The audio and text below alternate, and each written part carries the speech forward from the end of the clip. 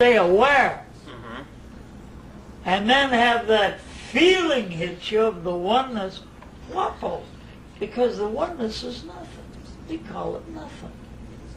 But you know, we don't think of all the different breaths we take in a day, or how many of them. And air is a thing we insist that we know what it's all about. But is it? Can you see it? You can only see it if it's filled with fog. Huh? Or smoke. Yes. See, we deal with so many things that science hasn't got to the nitty-gritty of it yet. But they're getting closer and closer. When they get close enough, they'll pop into the other and they won't know what the hell to do with it. Because they're still animated largely, particularly in this country, by greed.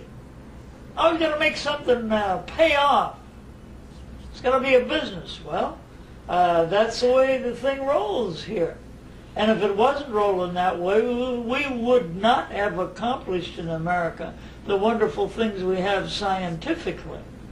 The world at large at the present time is on the edge of war. People fighting against the others. But what has to happen? They have to become aware of brotherhood as a reality, and that it is.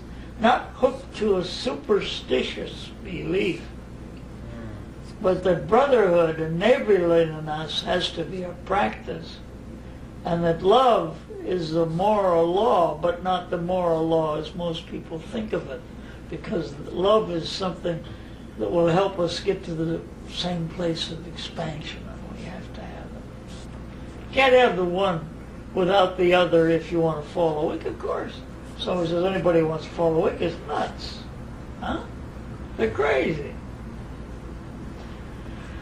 In fact, after listening to a couple of my talks, that's why the peer decided I was a Madzu. Pure Vilayatkan, you mean? I said, can they use a Madzub and a Chisti order? He said, sure. I said, well, then I'd like to be initiated as a Madzub. He said, initiated as a Madzub? You're a Madzub now. So. Yes, I noticed Jalaluddin Loras at a certain point, the head of the Mevlevi order, started calling you Murshid.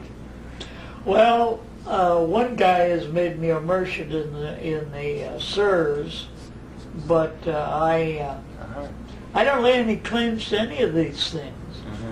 I claim I'm just a guy named Joe, and finding out things about life and trying to share them with other people. So maybe it'll shorten their journey to getting a little better understanding of things. So you don't like to be considered a teacher, a guru, or... No, and there was one guy that claimed I was a Swami, too.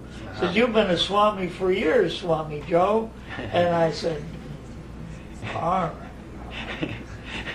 But the thing is, if you got the group listening to you and they like it and they get something out of it, right away they want to make you an honorary Fatsakatsa in their particular deal so that you'll be just tied to that, see? I ain't tied to anything. I'm a freewheeling American. All right.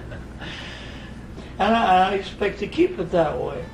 The only reason I joined the Theosophical Society over 50 years ago that they didn't try to put anything like that on you.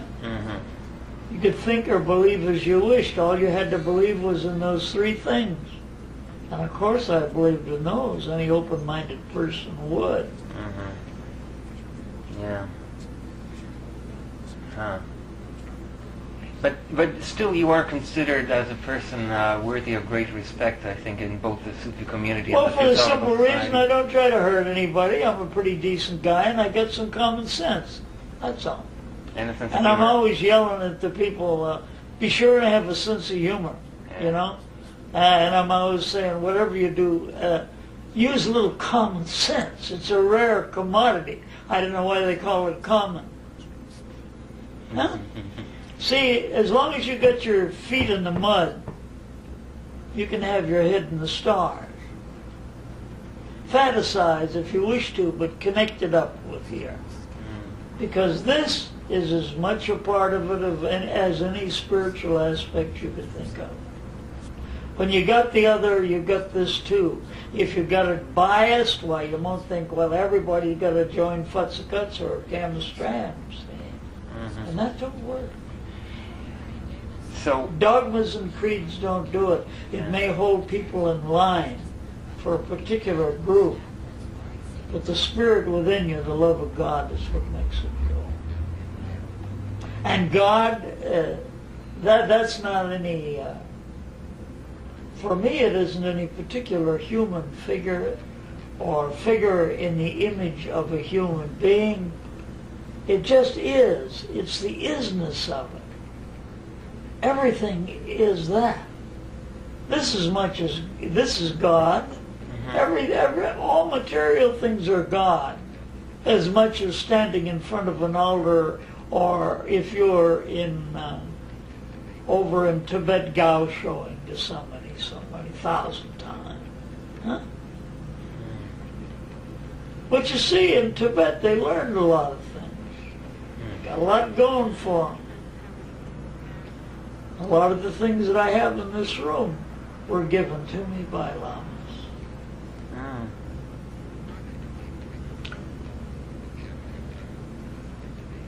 In fact, it's a wonderful way to go if that way satisfies you. Because you've got outward practices that makes you think you're going to come to something.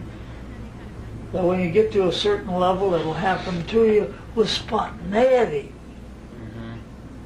Without having done any of those things. Like some little kid runs out in front of a car, and another guy standing on the curb that doesn't belong to anything will jump out there and save the life of that child. Huh? That's that spontaneous godliness in him functioning. Huh? He didn't think about it. If he'd have thought about it, he'd say, hey, I'm not going to step out there and get killed by that car. I'm going to stay right here. Sorry about the child. That love element, you know? We say toward the one, but we are a part of the one at all times. And there's only one. Now you're getting into Sufism. But in a particular thing that Blavatsky wrote, the thing that you got to realize that you're part of that one. That was the final synthesis for the first esoteric group. And realize that from one part of your being, you can see it without any attachment. But take the word love, which is commonly only associated with sex, and it is associated with sex, but other than that, it's the very breath of the reality is love. Analyze it completely. Love. Find it at all levels. Huh? You even find it in animals, birds, insects. Whatever it might be, love is there. Huh? You get to a point that you realize this whole thing that's happening and evolving is all made of the same substance. And that, along with consciousness of knowing as well as feeling, that you become at one in a larger measure with all of it. Huh? And these guys that can do these magical tricks and attribute it to their religion, they're still tied here. Don't you see? They got to put on a show. Huh? But they can put on that show to help somebody, and those who are the real teachers do it without taking any vows for it. Huh? Because it's just a natural thing to do to help. There's two words that work pretty good there. One is hinder and the other is help. Huh? One's filled with love and the other's filled with greed.